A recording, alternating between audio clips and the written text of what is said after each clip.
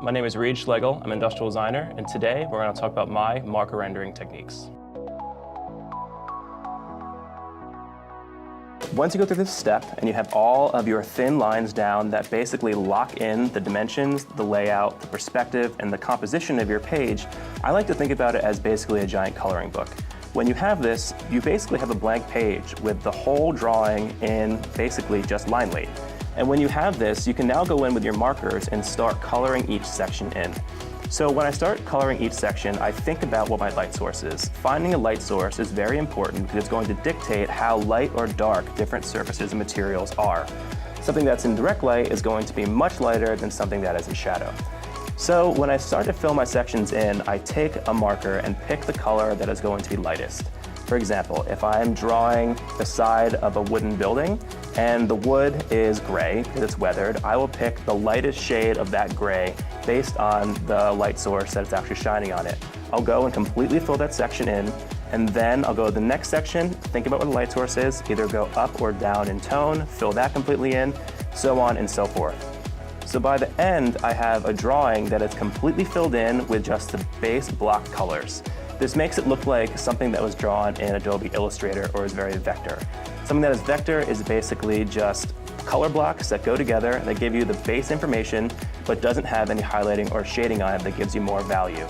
But by having this done first, it means that I can go ahead later and take different colors and start adding in the values that show the light source and make these objects look very realistic in a very short amount of time. Once you have each of your areas completely filled in with the lightest color that is going to be in that actual section, I try to go in and start adding the darker values. So for example, if I'm drawing something that is a light gray, but I know that it's curving around a surface, I will start putting in the darker colors on the edge. A good thing to do when you're actually doing this is really saturate your page. When the page is very saturated, it means that things can bleed.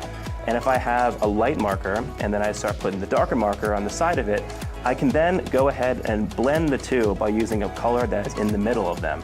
And since it's in the middle and they're both very saturated, it'll bleed together and give you a very clean gradient. And this is a way and a very signature thing for my sketches that allows objects to look very realistic, and it gets rid of the striated marker lines that you get when you work with either dry markers or when you don't actually saturate the page. So keeping in mind, this is a technique that uses a lot of marker, so some people want to use it, some people won't, but if you're looking for very beautiful gradients and things that really clearly explain how light sources are affecting surfaces and objects, this is how I do it and how I really recommend you doing it as well. But something that's always important to think about is contrast is key. Whenever you're drawing an object or a sketch, something that is going to be higher in contrast is going to pop off the page much more. And that is the reason why I really like using tan paper in the first place. Tan paper, since it's a mid-tone, as you mentioned before, really takes white and makes it pop off the page. It also does the same thing for black. So when you're drawing, always make sure that when your light source is hitting two different objects or one object with different sides, you have the point at which they come together be very different. Basically, a good maxim to live by is your lightest lights next to your darkest darks. That's something I was taught in school and something that I still use today. This is really important because it makes those lights and those darks contrast, which makes them actually very noticeable and pop off the page a little bit more. Once you have all your marker down and you have your gradients and all of your color contrasts going across surfaces, which really highlights the light source, I like to go through and add some really, really nice white and black lines in either paint marker or colored pencil to add a little bit of contrast pop. What this does is it really explains where the edges of objects are. And in the previous video, when we're talking about line weight, something we talked about is basically how no object is completely square. Because of this, there's always going to be a little edge that's going to catch light. Now, keep in consideration that only high gloss objects will have very dark white lines as kind of burn marks. I like to take this and put it into all my sketches. It's something that is very signature to my drawings and makes them really pop off the page. It's something that wouldn't necessarily always exist. If I'm drawing a matte wooden table, it wouldn't have a really hard highlight on it, but I still like to put it in just because it's something that I find as a signature element and something that I like. To do this, I like using a white Sakura Jelly Roll pen. And with these, I take a ruler and go across long edges, or I use my hand to go around curved edges and basically put it wherever two surfaces meet. Because if it's in direct path of a light source, it will have a decently high value burn mark there. when you're trying to learn from people and actually become a good sketch artist, it's always good to look at other people's work and not just copy it once, because copying it once basically tells you that you are able to look at someone's work and you can recreate it, which means you have a decent artistic eye. But what's important is to copy it not once, not twice, but 10, 15, 20 times.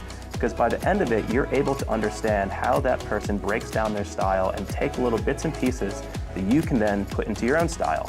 So then instead of you going through and having a style that looks exactly like someone you respect, which is completely fine, you can then take those bits and pieces, put it into your own style, mix it with other people's bits and pieces, and then come up with something that's completely new and unique to you.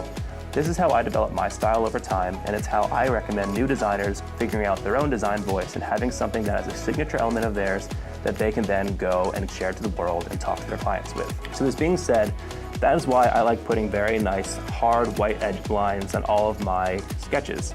It's something that I just personally like doing, and it's a signature element of every single thing that I draw. But what's always good to think about as well is the order in which you do things. So I always go through after putting down my marker, putting down the value by shading, and then I put these hard lines down. Because the thing I use to actually make them blend together is a Prismacolor Verithin white pencil. But when I use these, they're actually very oily. So when you put that down first, the paint markers from the jelly rolls won't actually stick. So putting down the white lines first, and then going back and adding the Verithin kind of blended white gradient is a great order in which to do it. But what I use the white pencils for is basically going with the side pencil and kind of lightly rubbing where it's harder towards the burn mark and then gets lighter as you go out.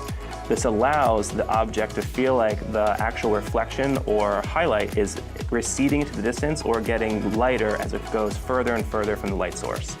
This same method applies to dark spaces. So things that are under shadow, or say you have an object that is sitting under something else and is not within the direct light source, I will go right to the top where the object is darkest, put a very hard line with my color pencil, and then using the side kind of blend down, which allows it to feel as if it is getting lighter over the distance of the object and actually kind of gives it that much deeper, richer feeling and creates depth. So these two things, having high contrast white lines and gradient black and white lines used with a colored pencil, actually really had that little extra tip to the sketch that allows it to feel like it is something that is actually real and sitting in front of you. Another quick tip about this is that by using this tan Strathmore paper that I usually use and using the side of the pencil to rub it, it actually picks up the texture of the paper. This actually gives even a little bit more of an understanding of what the material is. So it's good to think about what you're trying to draw. If it's something that's wood or leather or something natural which has little bumps, this is perfect for you. But if you're trying to draw something that is super slick, like maybe cast and polished concrete or high gloss ABS plastic, this is something that might not work for you. So trying to keep that in mind, just knowing that it's going to have a little bit of texture can either help or detract from what you're trying to do.